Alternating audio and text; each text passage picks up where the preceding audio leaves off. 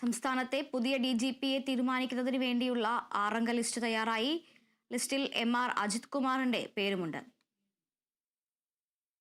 June 30-നാണ് ഇപ്പോഴത്തെ DGP Sheikh ദർബേസ് Sahib സ്ഥാനം ഒഴിയുന്നത്. ഇതിന് മുന്നോടിയായിട്ടാണ് 6 IPS ഉദ്യോഗസ്ഥരുടെ പട്ടിക തയ്യാറാക്കിയത്. പട്ടിക ഉടൻ തന്നെ UPSSCയുടെ പരിഗണനയ്ക്കായി അയക്കും. ഇതിൽ നിന്നും സംസ്ഥാന ചീഫ് സെക്രട്ടറി ഉൾപ്പെടെയുള്ളവരടങ്ങുന്ന പാനലാണ് 3 പേരെ കണ്ടെത്തുക. IPS തസ്തികയിൽ 30 വർഷം പൂർത്തിയായവരെയാണ് സംസ്ഥാന DGP ആയി പരിഗണിക്കുക. നിതിൻ അഗർവാൾ, റവാഡ ചന്ദ്രശേഖർ, യോഗേഷ് ഗുപ്ത, മനോജ് എബ്രഹാം, സുരേഷ് രാജ് പുരോഹിത്, MR അജിത് കുമാർ എന്നിവരാണ് പട്ടികയിൽ ഉള്ളത്.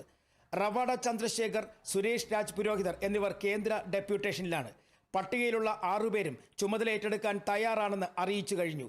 ഉദ്യോഗസ്ഥരുടെ സീനിയോറിറ്റി, പ്രവർത്തന മേഖലയിലെ മികവ്, സ്വഭാവം എന്നിവ പരിഗണിച്ചാണ് UPSC പട്ടിക തയ്യാറാക്കുക.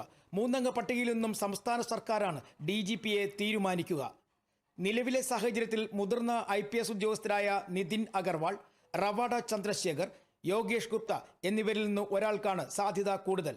വിജിലൻസ് അന്വേഷണത്തിൽ MR അജിത് കുമാറിന് സർക്കാർ ക്ലീൻ ചിറ്റ് നൽകിയ സാഹചര്യത്തിൽ അദ്ദേഹത്തിന് ഉയർന്ന തസ്തിക നൽകാൻ തന്നെയായിരിക്കും സർക്കാർ നീക്കം. പട്ടികയിൽ ഏറ്റവും കൂടുതൽ സേവനകാലം അവശേഷിക്കുന്നത് മനോജ് എബ്രഹാം IPSനാണ്. 2031-ലാണ് അദ്ദേഹം വിരമിക്കുക. Kerala vision news, Thiruvananthapuram.